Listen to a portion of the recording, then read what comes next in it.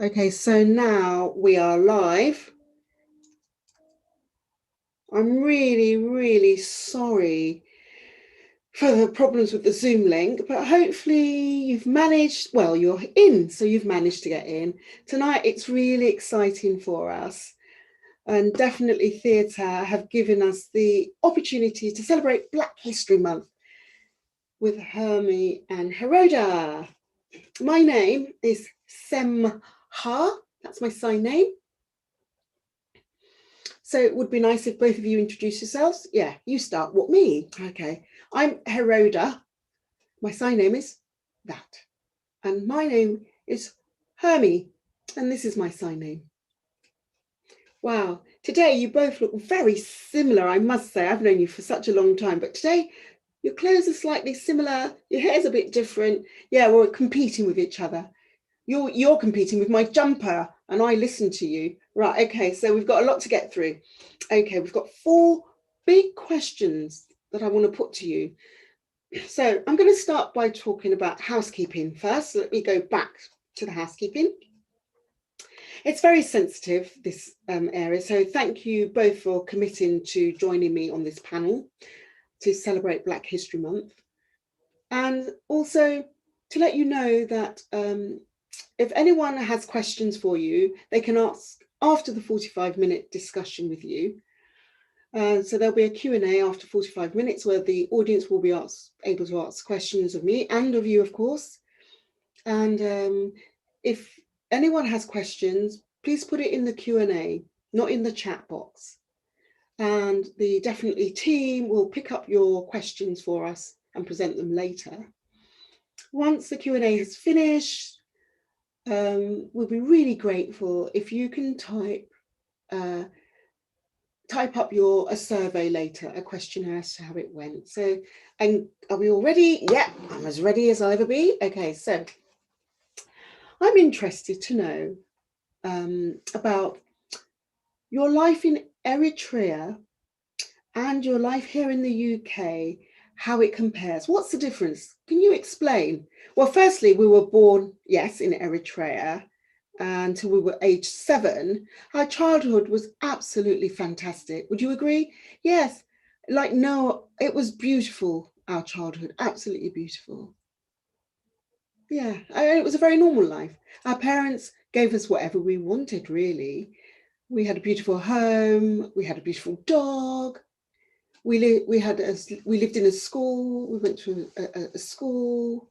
Yeah, we'd watch TV, what, the Flintstones. That was one of our favourites. I don't know anything about that. I was born here in the UK.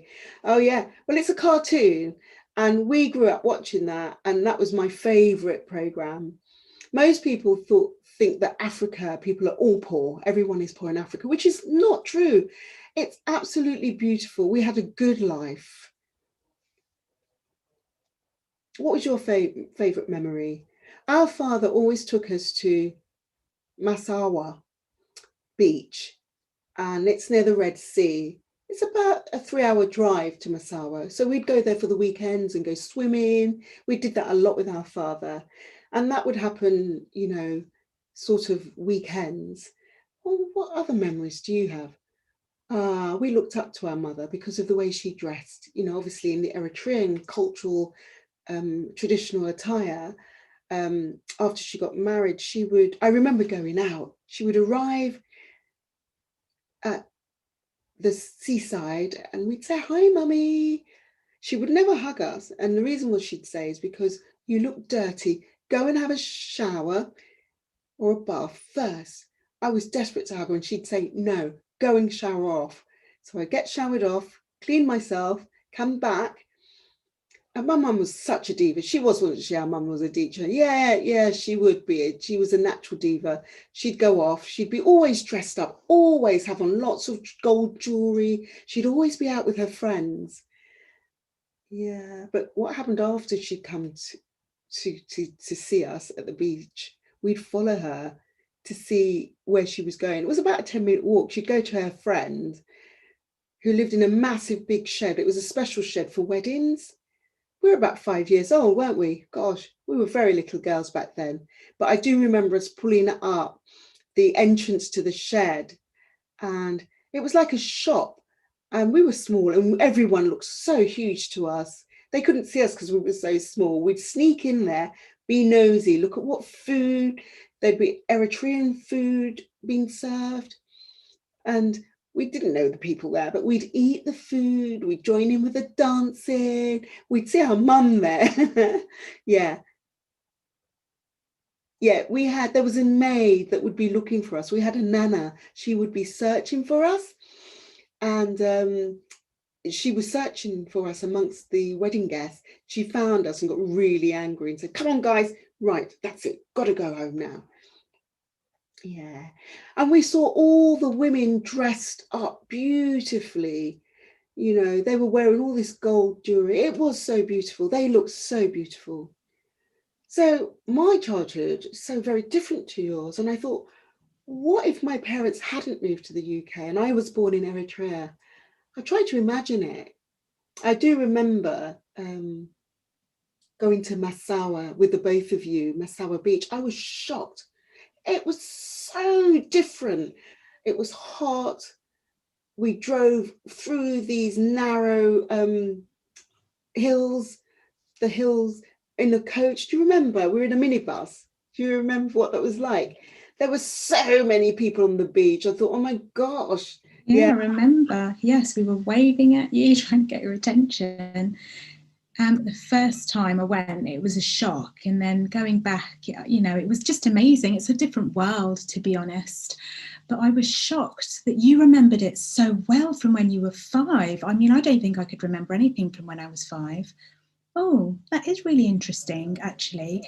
My mum was quite shocked that we can remember little things like that. We can remember little moments, actually. I think they were because they were really happy moments. We just have such happy memories of our lives at that age. We felt so free, like birds, and we went to parties all the time. Do you remember? Yes, do you remember our neighbours? Yes, there was always an event going on with our neighbours. And we'd arrive at the party so excited. There were sweets everywhere, cakes everywhere, and they had maids as well serving. And we said, what's wrong? Something happened. They said, we have to go. And they said, no, let's go. And my mum saw us and ran and pulled us up. And we realised that there was a war that had erupted outside. So we were just grabbed. And I remember we were told to run. And I remember you fell, Heroda, didn't you? Yes, someone was holding on to me. And I just lost my balance, and I looked towards Hermie to try to get her attention, and they were just saying, no, run.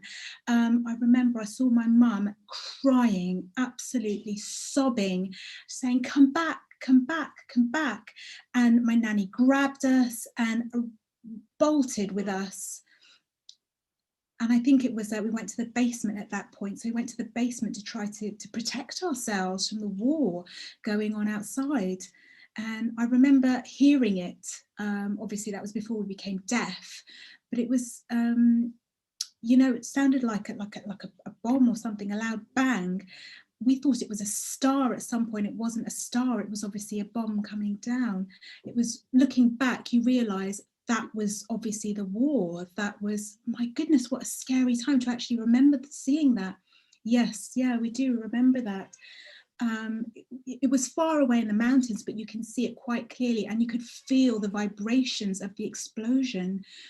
And when it all finished, no, do you remember Dad came to pick us up from school, and the army were there outside in their cars.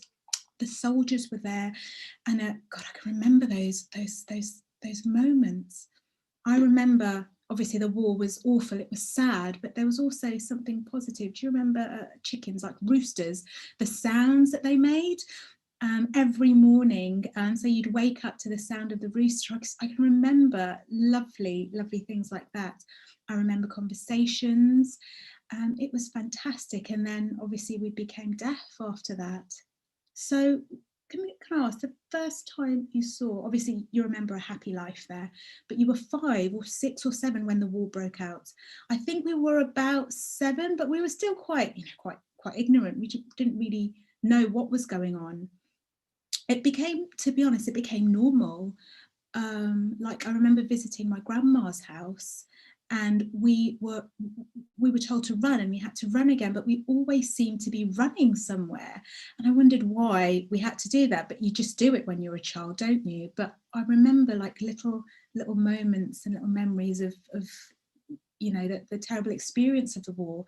And then we lost our hearing. I remember people thought we were ignoring them at first. My mum thought we just weren't listening to her. They try and get our attention, and then they tap us at that point, and then we paid attention. And then I think we just lost our hearing after that. It's so hard to describe. I felt my ears were like a bubble that was blocked. I just couldn't take in sound. And when my mum tried to communicate with us, we just couldn't understand. It looked like a cartoon, you know, the cartoons that go wow, wow, wow. It just looked like she was doing that. So normal conversation at that point shifted because we just couldn't access it. And I remember a spider coming to me, and I tried to explain that I did this sign, and I tried to explain that a spider's coming. So we tried to adapt by using gesture at that point, but Mum didn't understand us. And I remember going to school, sitting next to my friend, and the teacher was giving a talk of some kind, you know, talking to the class, and I just couldn't access it at all. The teacher would then write on the blackboard, and I could understand that, and I would end up copying my friend, because when the teacher spoke, I didn't understand what he or she was saying. And looking back, I realised it was at that point that I'd lost my hearing and had become deaf. So were you deaf or you weren't deaf all along? So at 7, you knew that you had lost your hearing. What do you remember about that? It was like just sound fading away. We had they thought we had selective hearing, and then I think at age 7 it changed, and it completely just went. And my mother tried to communicate, and I can remember we were in the garden playing with a dog, and Mum was calling Heroda, Heroda, Heroda. She was in the house calling me, but I couldn't hear her. And I was walking along, and there was a car in the garage, and they were banging on the car. And she said, I looked at her, and I could see she was calling my name. And it was after that at school, my mother realized when we'd been taken to the doctor had no clue about what was going on. He said, I think they need to go to Ethiopia. My father said, okay. So we moved. We flew to Ethiopia for a proper, thorough audiology checkup. I remember we were overwhelmed because there were lots of clinicians around us. Yes, in white coats, the doctors in white coats. You know, they were researching. Like lab coats, you mean lab coats? Yes, yes. Yeah, and they were touching, you know, it was really invasive. When we flew to Ethiopia, we didn't know why we were going there. We thought we were visiting family. And then suddenly we were in a hospital. And then I remember sitting down. We were really bored. Yeah, we're in the corner, really bored. And I looked over to the far corner, saw all these men in a circle. My dad was in the middle. And I'm not sure, but I think they were saying, your daughters are deaf. But I'm telling you that we can't confirm what is the best way, but we think perhaps you ought to go to America. And my dad, I remember my dad crying. He burst into tears, and we were like, why is Dad crying? Yes, and then what happened? Father said, right, how am I going to do this? How are we going to get to America? He contacted my uncle in America, our uncle, because he couldn't understand about flying. You know, we needed passports, and Eritrea really strict around that. So he contacted the UN, the health minister, asked for help and support. We explained that we needed to be flown to America. They said, yes, don't worry, we can help you with the right forms, sorting out their passports so that your children can go. my mother had to accompany us to America. And what I can remember at the airport, my mum, my brother, all the family came to Ethiopia, and I thought, why are they all here? But it's nice they're here because, you know, it's great to be with family again. And then I realized that the reason they came was to say goodbye to us before we flew to America. Yes, that's right. And I couldn't understand why. And I cried once the realization dawned on me. Of course, I bid farewell, hugged them bye-bye, bid them farewell, wondered whether I'd see them again. We flew to America to stay with our uncle, saw some doctors there, and then they confirmed that we were both deaf. Yeah, the first thing I remember about flying to America was that everyone was white. I was Of like, course, very different. yeah, because of course in Africa, you know, everyone's the same as us, same color as us. So I was overwhelmed and confused. Mm. We were seven and a half perhaps, but so confused. I thought, how? My mum explained, you are in America, but she didn't say why we were in America. And then eventually we went to a hospital and had an audiology test.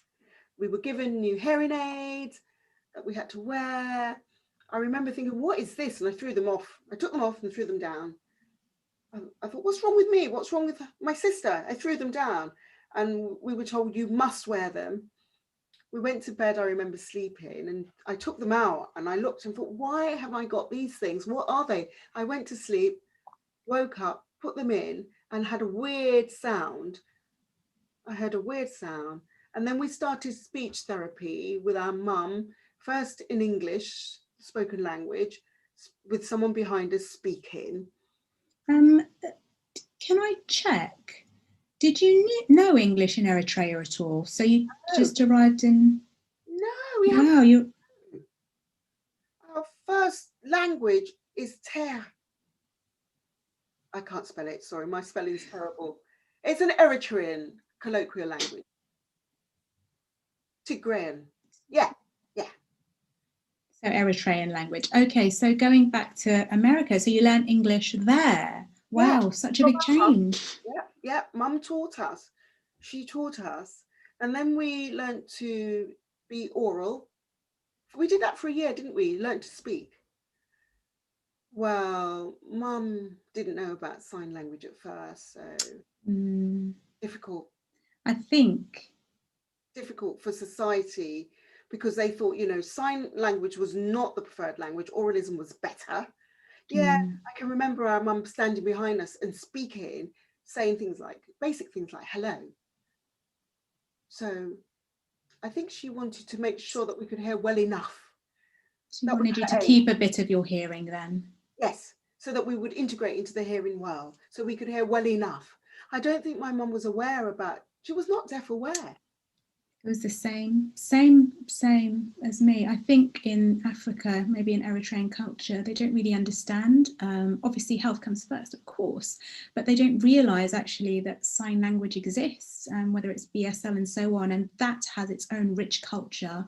I think they're a little bit behind, so relying on the oral way and so on, and they're thinking maybe you can achieve if you carry on studying the oral way. But I remember when I was 2, I think my mum was crying. She said, don't worry, you can work as a sewing machinist or a cleaner. So they think the jobs are quite limited if you're deaf.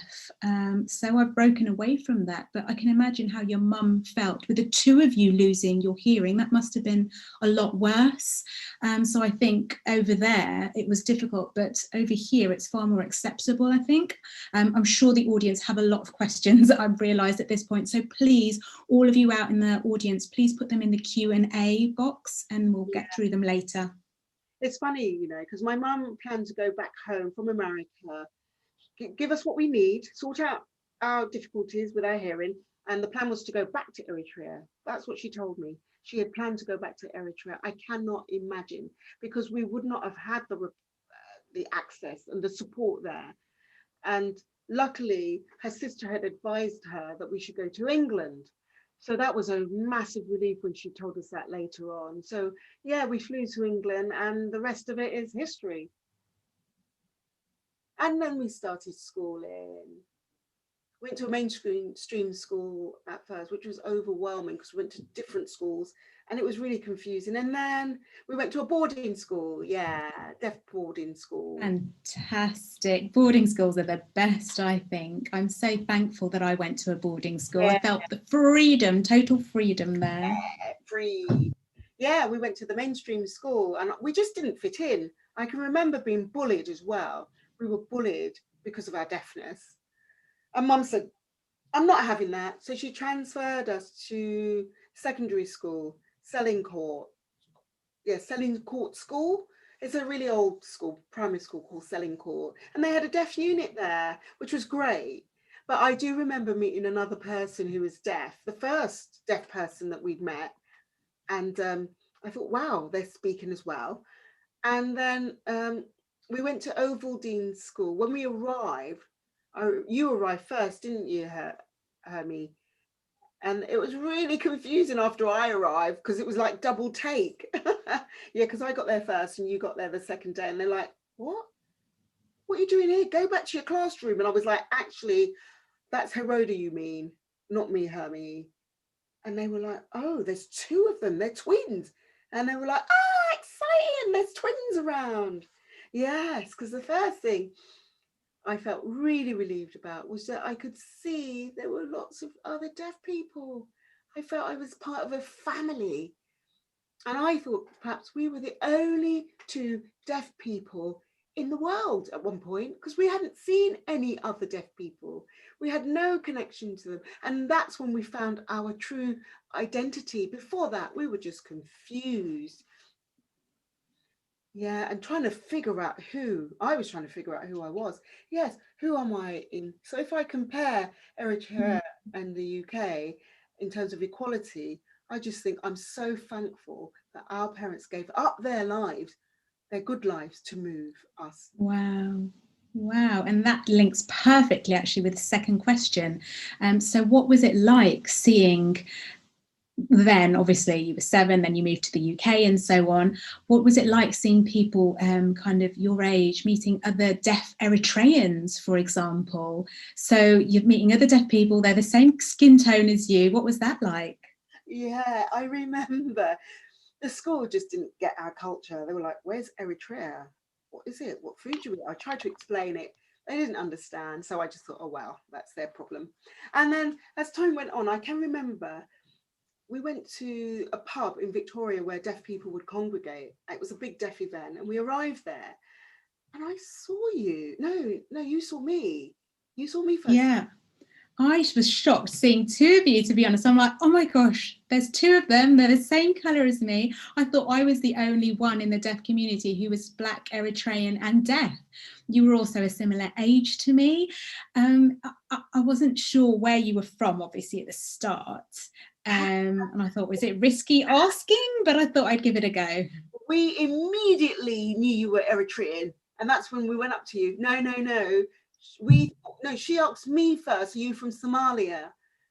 No, we asked her first. We said, she asked us, are you from Somalia? I said, no, we're from Eritrea as well. And I remember her bouncing around with delight. Yeah, you were ecstatic. I was so excited. It felt like I'd found family. I know I didn't know who you were, but I was so thrilled. We talked about hair, we talked about culture, family, and so on. We were completely empathetic towards each other. And I went to Eritrean school every Saturday as well back then, which was really hard. And I didn't realise. It was so hard for deaf people, to be honest. I couldn't cope with it. And everyone looked at me when I was in class. Yeah, but you were a member of the Eritrean community and you were saying, oh, I know this person and that person. And we're like, how? And you said, because I go to an Eritrean school on the weekend and I wish our parents had sent us there to make friends with other Eritrean people. But yeah, well, it's like we understand our deaf identity. We have our own language. We have colloquialisms that we sign like fan. Yeah. And in Eritrea, we understand our own little colloquialisms there as well. And also we enjoy Eritrean events together. rather than going on my own and with my sister who's hearing, and I have to say, what did they say? What did they say? With the three of us, it's great. It was wonderful. And looking back, I'm just thinking how amazing it was. You hadn't really met a lot of deaf Eritreans who were the same age as you either, had you? You'd met younger ones. I think there was more that came into the UK later, and then through technology, obviously, we found other people. But back then, do you remember, we relied on mini-coms, fax and things like that, email maybe. And pages. Yeah, but I mean, remember, you were like, but when we had to keep in touch, we had to ask mums to phone your mum. And so our parents really arranged all our meetups. Yeah, I remember. Wow, yeah. I mean, I remember when we went to Eritrea for the first time together, the three of us, along with our parents, of course, and meeting loads of Eritrean people. It's like, wow, we're back here. Yeah, do you remember we arrived at the airport and we felt so different? It felt very different to us. I said, Mum, this is not my home anymore. I'm so sorry. It's not my home anymore. My mum said, what do you mean? This is your home. You were born here. And I said, yeah, but I feel very different now. It's something intangible. I can't explain it. It wasn't because I thought there was poverty, but there was destruction because of the war, the civil war. And so when my mother explained, yes, of course, the war, I thought, yeah, she's right. That's why. Because before the war, I saw it as a pristine place. And after the war, it felt destroyed.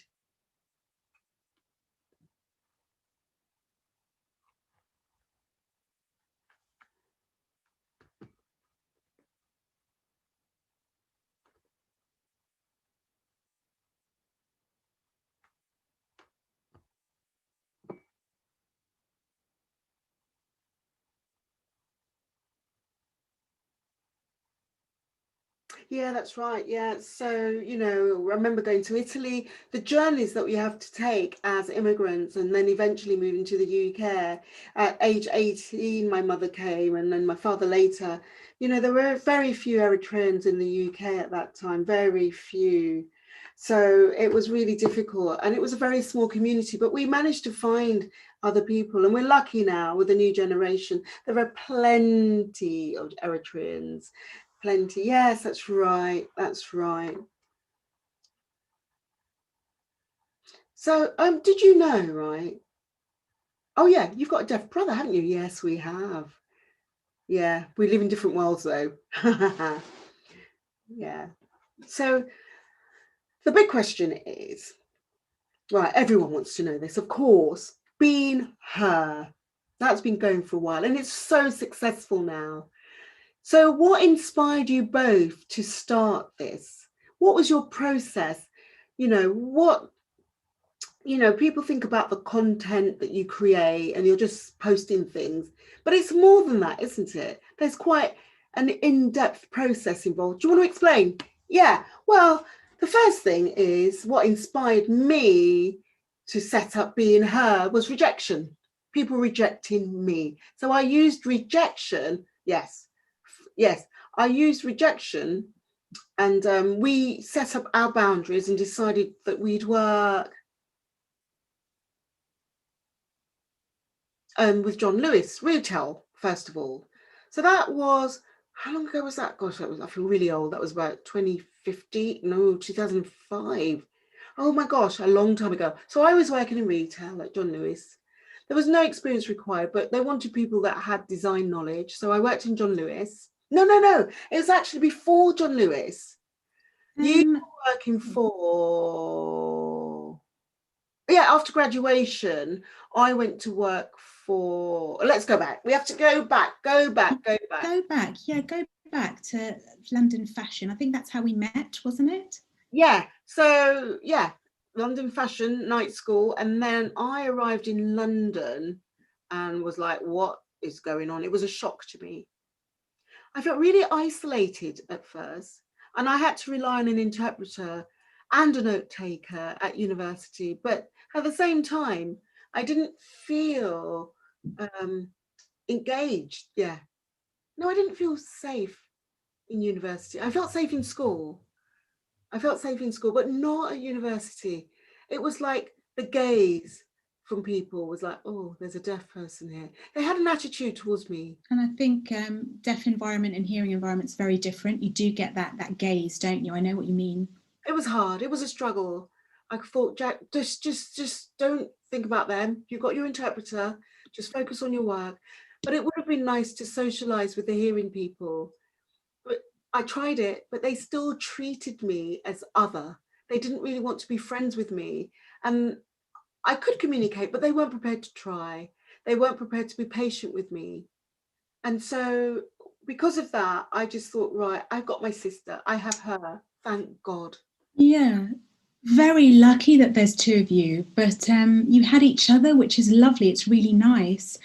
But think about other deaf people who are so isolated and lonely at university and college, you know, thinking about where do they start?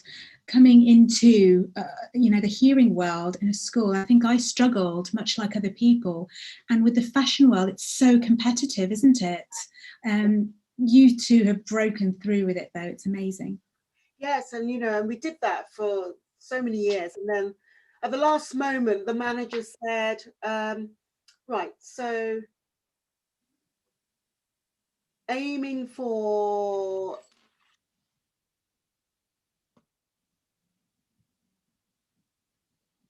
style first. And they said, we don't think there's a career for you in that because you're deaf. I was shocked. I'd worked at John Lewis by that time for 10 years and I felt so unsupported. So I thought, right, I'm going to quit. I'm going to take the risk. Yeah, but before lingerie, yeah, because you wanted to be a dresser, right? You'd pretended to be hearing, didn't you, at one point? Yeah, because I was ashamed. I was ashamed of being deaf in the hearing world. I was trying to fit in to the hearing world. I wanted to be successful. And you know, I could see other people getting their successes really easily. And because I was deaf, I was just rejected just because of that. And yeah, and after struggling with my interpreter and with a note taker, I thought, you know, I have to be proud of who I am, of my deafness. And I have to break through those barriers. I have to go through it, I told myself. And after 6 years, I'd had enough and decided to set up Being Her. Well, for me, after university, I was on the same trajectory. I applied for a career in fashion. I sent out loads of CVs, had loads of interviews, and got lots of rejection letters. So I thought, right, I'm going to start working from the bottom in retail, work in a retail shop, start at the bottom, work my way up. I wasn't working my way up at all. So I thought, you know what? I'm going to have to find a different tact. So I started working in chocolate retail. I love chocolate. Yeah, guilty pleasure, naughty. And anyway, a friend asked me, do you want to go traveling? And I thought, okay. But before going traveling, I thought, right, what am I doing in the fashion world? I thought, I'm not doing anything. I've had so many rejections. I thought, do you know what? I'm going to just leave that to one side and go traveling. And that made me think it gave me more insight. I was very insightful. I thought, gosh, I should have done this, that, and the other. And I thought, I'm going to start acting. I've got that intention inside. So I wasn't confident. And I thought there'd be lots of barriers because of being deaf. I thought deaf actor in mainstream, on TV, in adverts. No, that's not going to happen. Anyway, so I went traveling, but grew in confidence. I attended a workshop with Definitely Theatre. That was my first step into acting. I asked Paula Garfield, the artistic director, if I could do the workshop sessions over 2 years. I watched the performance, I observed them, I observed the rehearsals. So I really thank Paula Garfield for believing in me. Wow. So we took the risk. Yeah, I took the risk. You know, I quit everything and started from zero. You really do have to know what you want, though, when you're setting up a business. You have to think about your unique selling point. And really, I use the rejections to inspire me to be more assertive and to go for it. You have to have the fire within you, you know, because I'd had it up to here with everyone and I'd lost it in a way. And that's why I decided to set up Being Her.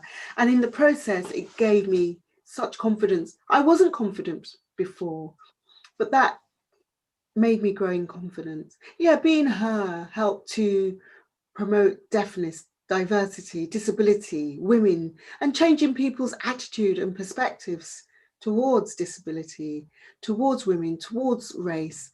Yes, and also we were showing them that there are barriers, and it took us a long time to break down those barriers, but we did it, and we showed that you can achieve anything you want to. You can go through those barriers. You know, it's like being an Olympic hurdlist. I felt like 4 years I was jumping over the 400-meter hurdle. Well, no, 4,000-meter hurdle. 4,000 for 4,000 years, for 4 years, whatever. 4,000, 5,000, 6,000, doesn't matter. I was jumping these hurdles until I persevered. That's funny, because I've known you for years and I know that you love fashion, but I didn't realise, you know, it really had a knock on your confidence. And I remember you flying to New York a lot, you were going here, there and everywhere. And I didn't really know what I wanted to do, to be honest. I didn't have a clear pathway, but I knew both of you were definitely into fashion. So what made you give up? Was it too competitive? Or was it realising you couldn't please everyone and so on? But to be honest, I'm so pleased to see you at this point, having taken the time to get to where you are. And it's never going to be an overnight success. You have to work hard at it. You have to learn from your mistakes, make adjustments along the way. It's never going to be a smooth, clear path. Yeah, setting up Being Her, the blog where we could talk about fashion, give tips, create lifestyle, Instagram content, you know, do photos. Obviously, Instagram is free. So you can promote anything through Instagram. It's free. And, you know, looking back, I thought about Instagram, and actually that was the start. If it didn't work, I thought, well, that's fine. I can accept that, you know, nothing to lose. But it just took off. Yeah, so Being Her, I mean, what was the process? Right, the process, yeah. So you all probably think we just post loads of stuff, right? Do you want to talk about that? Okay, right, okay. Yeah, just give us a brief example. Okay. That would be nice. Let me get it straight. Right, so Being Her, how we started, we had a unique selling point, which means that we had something unique, something special that we think people would be drawn to. And of course, obviously, we've got 4 unique selling points. Firstly, we're twins. Secondly, we're deaf. Thirdly, we're Black. And fourthly, we've got a rich Eritrean culture. So all of that combined helped, you know, the storytelling element, and kind of was a lure for people to be drawn in. And yeah, it's become really common now, you know, it's not always the same for people, but if you know what your unique selling point is, that's the priority. Yeah, and then you have to think about content, how you create content. Agencies email us and say, we want to work with you for their press. We say, okay, send us the brief. We read the brief, look at what they expect us to create. Then we say, fine, we'll sign the contract, agree the terms. They pay for our service. And then once that's completed, you have to think, all right, about the theme, obviously, and understand about locations. And it's not easy. It's really hard working out what it's going to entail. And so, you know, our goal is for PR, press. So we finish that, we send it to them first for them to approve it before it's posted on Instagram. And that's how it works. I've seen your work. It's absolutely beautiful, such a rich portfolio. And you know, this year, well, I'm just conscious of the time. We've got about 5 minutes left, and then we'll have to go to questions from the audience. So I just wanted to quickly touch on Black Lives Matter. Obviously, it's a pivotal thing that's happened within this year. And I'm thinking about your work and how you've got through to people and the message you've been sending to people. Look, to be honest, before Black Lives Matter, we had opportunities. But as time has progressed, I said to Hermie, why have so many white people creating content compared to blacks? But I was scared to use my voice to say that. I wasn't assertive enough. And I thought, you know, people would think you're being silly to say things like that. Do you know what I mean? They gaslight us. So after Black Lives Mattered, everyone was approaching us. We were overwhelmed with the volume of people demanding our services. The positives of Black Lives Matter is that it's changed our lives exponentially because of the opportunities that have come after that. Before, we had opportunities, but it has changed exponentially for the better. And I just have to wait what's going to happen. You know, we're in the limelight, and yeah, it's just so unexpected. You know, one person through networking approached us and said, I've been in, you know, discussions with you previously, and I'm setting up my own skills management agency.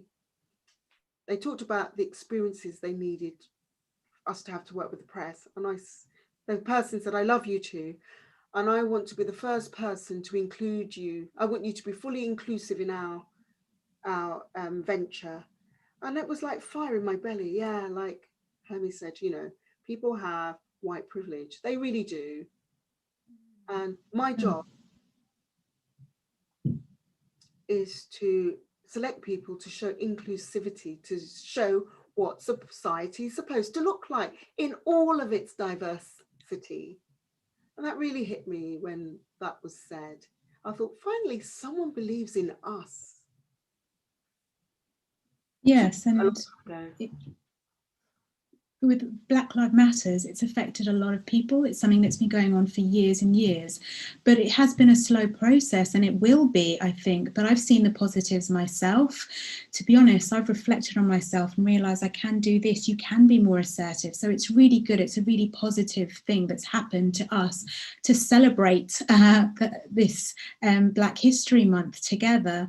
So thank you both for answering all those questions from me, but now we've got questions from the audience. I'm sorry, we're going to have to keep you here a little bit longer. So let me just have a look at these. Bear with me. The first question we wanted to ask you, obviously talking about growing up in Eritrea, moving to America and then the UK, what was your first experience of racism, whether it be in the deaf community or the hearing community? My first experience with racism was in the deaf community with Miss Deaf UK. Oh, I remember that, yes. So I was one of the models, and I remember the rehearsals being really keen and excited to be in it. I really wanted to be in it. I met with lots of people that I hadn't met before, and in the rehearsal, I was in the queue. We were there at our allotted time, ready to go out on the catwalk. How do you sign it? Yeah, catwalk.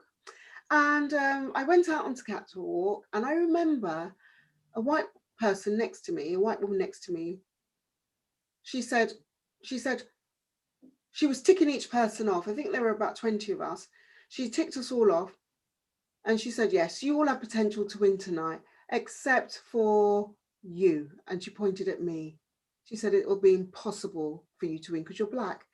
I was so shocked by that. Yeah. And I saw that. I flipped. I went to the bathroom and I cried because I know what she meant. You know, that was clear, outright racism. The others just laughed. They didn't stand up for me and call it out.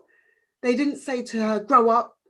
And that's part of the problem. Lack of education. People don't call it out. And so that was my very first experience. And you had no allies back then as well. And I think with allyship, I think some people are really hesitant to take that title. But obviously you were adults. So your Yeah. first experience of racism was as an adult. So as a child, if you did experience it, you probably weren't aware of it, and it could have been going on for years. So Miss Deaf UK, wow. My confidence hit the rock bottom. I cried and cried and cried, and I thought, why does she attack me just because of my skin color?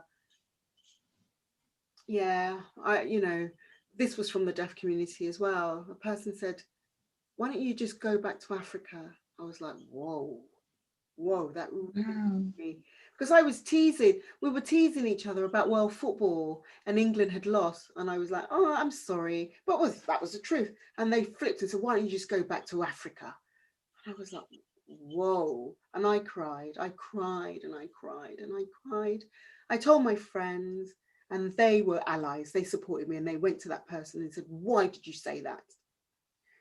Yeah, well, that was my first experience. I never faced anything like that in Eritrea. Wow. So you're I suppose same as me, and we're the minority here rather than being the majority in Eritrea. I feel like that as well, very similar. Right, let's get back to these questions. So the next one, I've got a lot to get through, so I want to have an opportunity to get through them all.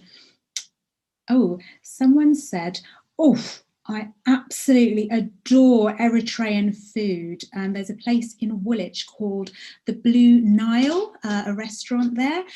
And they're asking where you go for the best Eritrean food. Are there any places that you recommend, whether it's London or elsewhere? Where's the best place for Eritrean Well, I food? can't remember the name, but I advise you, there are 2 places in Hackney, 2 restaurants in Hackney, one is small, one big.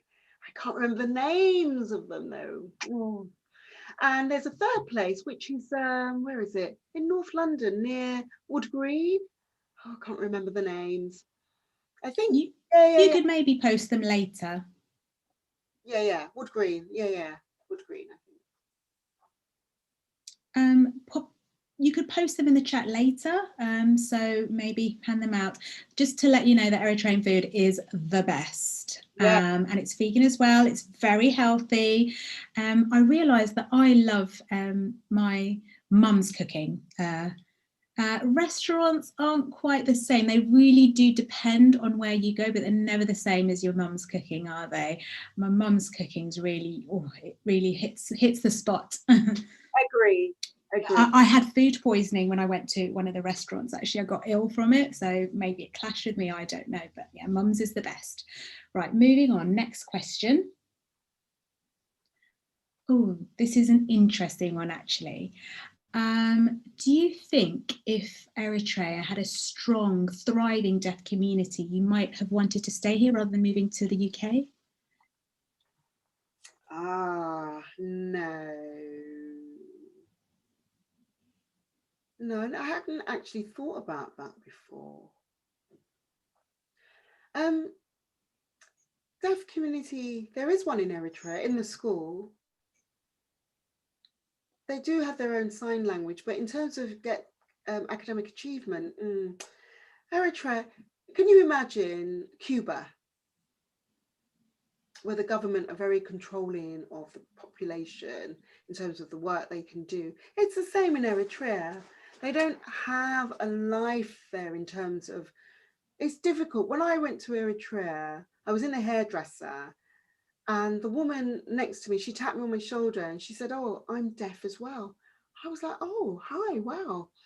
And she said, please, please, please, I want your hearing aid. And I was like, I felt really bad, really bad. I said, you don't have a hearing aid? She said, no, we don't have them in Eritrea. I felt awful. And I thought, I could imagine, well, my goal eventually is to support the deaf community in Eritrea by holding workshops and finding old hearing aids that are no longer used here in the UK that I can deliver and transport there, because they don't have an audiology, they don't have anything like that. And if I moved to Eritrea, I had to stay there, I would feel stuck. I don't think I'd have a life. Yeah, I don't think I'd have a job. I don't. I don't know about family, husband. We'd just be relegated to being housewives simply. And I thought, nah, I don't want that. I want a career. I want my independence. Yeah. Exactly. And if you're under 18, you have to join the army or something. I think you have to enlist, That's and you'd have to right. stay within the army for a few years after. So you're basically, you have to prepare for war within your country. You have to serve your country. So I understand what you're saying. That's right. So I'm just thinking, I know they've got a deaf school, but I don't think I've met any deaf Eritreans there. But they're always asking for help over there. And it's something that I have considered, how to help the deaf community in Eritrea, whether it's to help with hearing aids or provide a workshop, some kind of skills. But it's just, where do you start? Really difficult. yeah, it's worth thinking about setting up a charity first, I think. I mean, I know it's really hard for people because in Eritrea, the government might reject the charity. So it's really difficult. And obviously the deaf community in Eritrea would be obsessed with you, obviously, but they don't know who you are yet, do they? And I think if you went there to visit today, you could maybe do a talk. I think it would be really good and inspirational, possibly.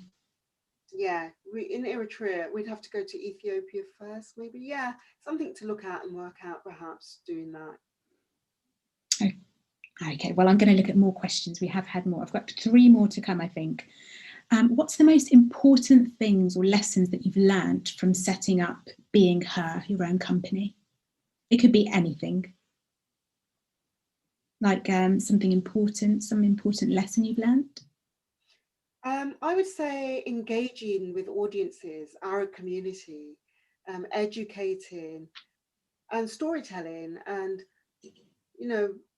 telling stories that will make people remember, passing it on, partnership, collaboration, and that sort of thing. I think that's been important for me. Yeah, what's been important for me has been about people's attitude, everything really changing in that respect. Yeah. Well, I think about people's attitude and people looking up to us and seeing positive things. That's what I think. I'm sure people meeting you for the first time would be really impressed. Why are you two unique, I suppose, in comparison to out there? That's your unique selling point. I think people would really love to experience that and see that and would engage with it. But yeah, going about it the right way is very important. Actually, linked with that, what are your plans for the next 5 years? Loads of things. I think Being Her has been established for 6 years. Oh, almost 5. No. Oh. It will be 5 years in 2021. Yeah, Wow. I would say the last 4 years, we've managed it ourselves, but now we've got someone to manage us. So we can give them the responsibility of managing us.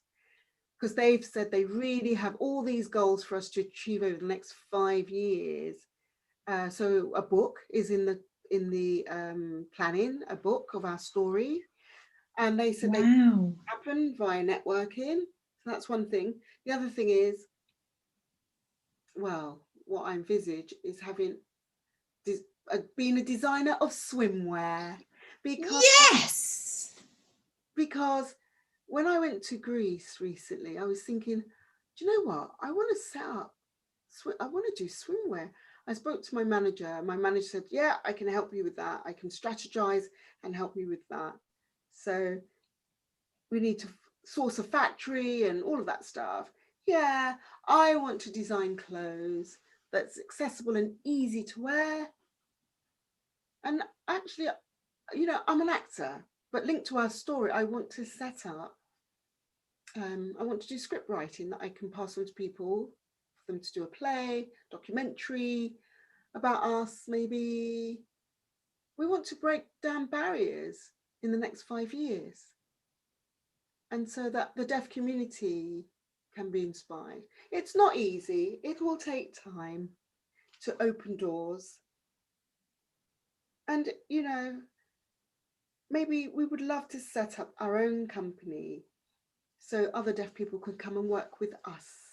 I'm sure. Fantastic. I know a lot of people are going to put their hands up and volunteer for that. I can see probably people in the chat would probably want to. Moving on. Oh, that's really good, to be honest. I think you'll be great if you design your old swimwear. Oh, and I'll be able to say my friend designed this when I'm wearing it. Because I just have so many problems, you know, with swimwear. My bum's big, and, you know, getting things to fit me and look as I'd want them to look. I mean, and also getting the size right and so on. It's so hard, and it's difficult actually for our shape. Yeah, the worst thing is that when you're on the beach, you know, and you have to take your clothes off, I think accessible swimwear, how you access the swimwear as well. So, oh, how exciting. I'm already trying to think of a name for your brand. I must stop myself. Okay, we have got another question, so I will move on. Actually, some people were saying, listening to you, it's shocking experiences of racism within the deaf community. And it's asking, how can we kind of educate and change their attitudes within the deaf community? Should we have more visibility with Black deaf leaders and role models? I mean, I agree with that. What do you think? Definitely. It's tiring. I'm tired. You know, of course we have to educate people. The deaf community, they find it difficult to read English text. They don't understand it. So information has to be disseminated in a visual way. Of course, a lot of deaf people can read English, but a lot of people don't have English as a first language, so don't understand the written text properly. And I think we need to set up workshops. Black Deaf UK will be setting up workshops anyway. They plan to do that. So if people go along to that, it will be promoted on Facebook. I think they should go along to that and be educated. Yeah, we've got a Facebook page, Twitter, Instagram. So we'd appreciate you all kind of connecting with Black Deaf UK. We're just starting to kind of develop the website, and we would appreciate you spreading the word via word of mouth, because we've got no establishment yet with funding. It's something that we're working on. So Black Deaf UK, we want to make sure that there are Black deaf leaders who are visible, because at the moment there aren't any. We want more role models, because we didn't have any role models growing up, and it's something that we want established now. So I think it's really important for future generations to be able to look up and see people who are like them and aspire to be like them. And, you know, maybe BLM, word of mouth, you know, we're talking about Black Lives Matters. There's words, aren't there, that you've created signs for? So sort of allyship and white privilege and so on. Yeah, allyship, that's important. You know, we talk about white privilege and what that means, but, you know, that they are way ahead. Privilege is about someone being ahead in employment, in terms, you know, generational wealth being passed down through the family, perhaps. Not just that, but there's one thing about privilege that people don't understand, which is key, is that Black people's experience is missing from the narrative. People are blind to it. They don't see it. So they have privilege in that they don't see it. No, white privilege doesn't mean that you're wealthy. It's not about money. White privilege is about the treatment as a white person that you get in society, being seen as an equal, whereas we're not seen in that way. And that's what it's about. So that's why there is polarization. That's why there's so much catching up to do for people in society. Okay. So basically who you are as a white man, but who you are, and the fact that it gives you an advantage in life, just like you said. So that's an example of white privilege. Are there any other experiences within the deaf community of racism? Yeah, you know, there's the pay gap, the inequality. You know, my experience,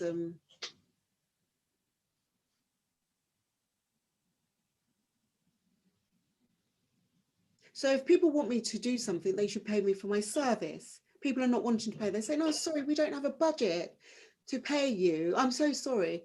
For 3 years, I was told that they didn't have a budget, and yet they were paying white influencers.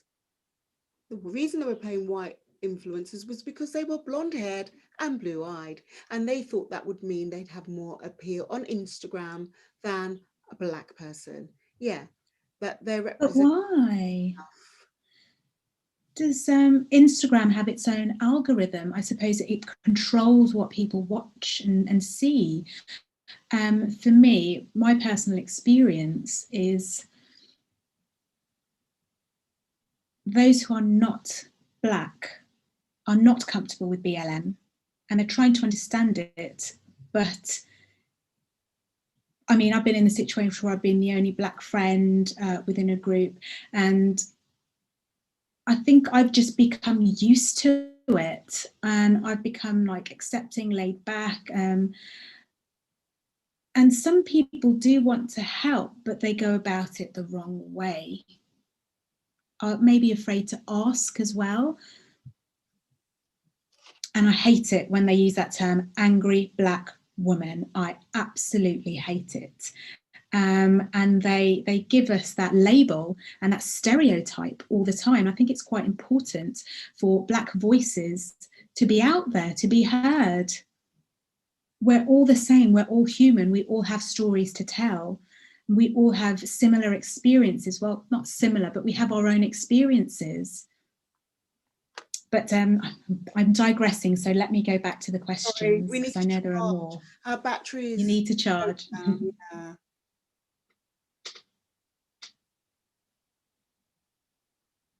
Well, I want to know who has sent these questions. I'm so nosy, it's so interesting. Some of them are really weird questions. I want to know who sent them. We have one question actually that's popped up. I'll wait for Hermie to come back. Oh, the light's gone. I'm sorry, audience, bear with us. No, she popped to the loo or anything? Had a tea break? What's going on? Drama. Okay, we do have another. We do have another question. If you could tell your younger self back then one thing, what would you tell them? So anything that you wish that you knew, or you wish you told yourself back when you were younger. I know mine.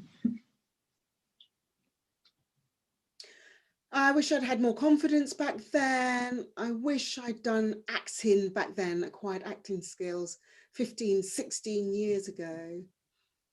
But you know, it's never too late. And I wish I told me to love myself more, because I felt I wasn't pretty enough because of my blackness compared to white girls who got more attention than me. I thought maybe there was something wrong with me. I felt ashamed. I thought I want to be equal to the white girls back then. But why did you think black wasn't beautiful? Who told you that? Was that something that you grew up with? Yeah. You know, did you see people like mostly looking at white people? The problem in society is that all the images we saw being portrayed on TV especially were white. And I used to say, I want my hair straight, I want it like that. And my mum would say, leave your hair natural and curly. And I really hated my curls. I kept going on about wanting straight hair. But that's about the images in society. Yes. So what happens is that anything black was disenfranchised, was marginalized, you know. So looking back, actually, when I was a lot younger, it's hard because I think I was happy, but when I wish I had a black role model to look up to. I didn't have other black role models. I didn't have any. Yeah, that is hard. There was no visibility. Even within social media, we didn't really have technology back then as well. Yeah. I feel like black, deaf people were hidden, actually. And I know we were talking about films as well. The black girl is always the best friend of, you know, the leading role person. So she was always playing a minor part, and she would pop in and out, but was never the leading actress. She was the mistress. She was the sports star. She was never the leader. She was never the lead role. So things have improved, most definitely, but it's still not on an equal footing. Yeah, they have improved. But back then, were you proud of your deafness? You're right, you're right. I had wished I was proud of my deafness back then. Now, I'm so proud of being deaf. And so if I wasn't deaf, my life would be so different. Yeah, gosh, imagine the both of you. What would you do? Thinking about me as well in your life. My life would be different. Yeah. Not faith. I wish I had faith in my deafness. I mean, I've struggled and it's been up and down my journey.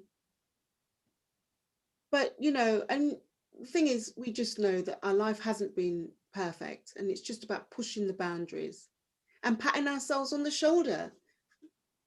I remember a friend said to me, life has been a bit bumpy, and they said, God puts barriers in front of you to test you throughout your life, and it's up to you to navigate that.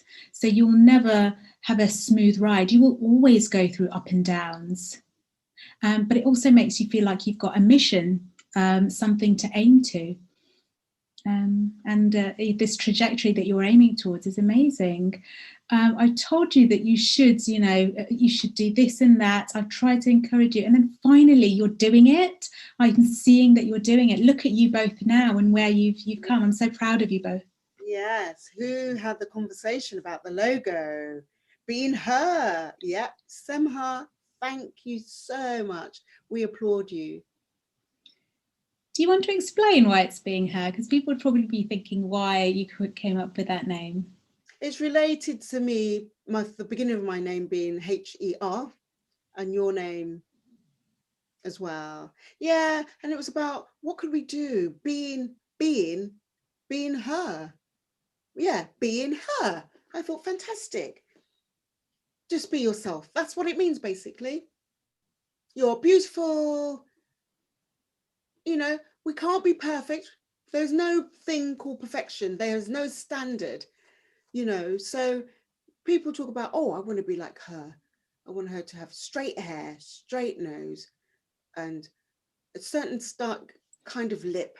No, it's about being yourself. But also the sign name for it being her. Do you want to explain why it's this sign in particular? I think it worked out very well, actually. I actually have a question. Would you both have your own brand one day, like shop one day? Would you have your own shop where you could sell bags with your logo on? Being her, I can see myself walking about with it. First of all, a pop-up perhaps, and then we'll see how it goes. Yeah, online first. The big thing, of course, now is online stuff. So my aim is to set up a shop in 5 years' time, perhaps. Yeah, only time will tell. Yeah, time will tell. Well, you know me, I always avoid going to Eritrean clothes shops. I'm really into fashion. I want modern Eritrean clothing. That's what I want. I don't want the old-fashioned Eritrean clothes. So I wish Hermon and Heroda would design something with Eritrean fashion that's modern. Like the designer Lam, those kind of clothes. Those clothes are beautiful. Yeah. Yeah, there's a lot of Eritrean designers, but we don't have any deaf Eritrean designers. And then also you're stylish. And at the moment, what you're wearing a blue and a cream and a kind of matching set. It's lovely. Yeah, I think trying to think about recycling materials is very important. And then going back to Eritrea one day, maybe giving back to them. Oh, well, My goodness, it has been lovely. I think we've covered so much. I never thought we'd be here doing this. I mean, can you imagine the three of us being here doing this big Q&A? Thank you for, definitely Theatre, for giving us the opportunity. It's not only Black History Month that we need to celebrate this, and good luck to both of you. And it's important for the audience to know that if you've had a dream, Hermon and Heroda are proof that you should go for it. Yeah, so, just think about what you really want to do and how you're going to go about doing it and become successful, and writing it down. And it's never too late. That's the most important thing. You can start now. You never start at the wrong time. You just start when you're ready to start. I think we've got to wrap up now, but thank you so much, Hermon and Heroda, for your time this evening. It has been wonderful. Thank you, Definitely Theatre, for this opportunity. It's been amazing tonight. And also thank you to all the audience and for popping in your questions as well to the Q&A. So please feel free to check out the website Being Her and pose any questions you want to the twins following this. I think it's time for us to leave, but before we do, can I just ask the audience, before you completely leave, I think you click leave and then a pop-up of a survey comes up. Please fill that in before you leave us completely for the evening. Thank you so much.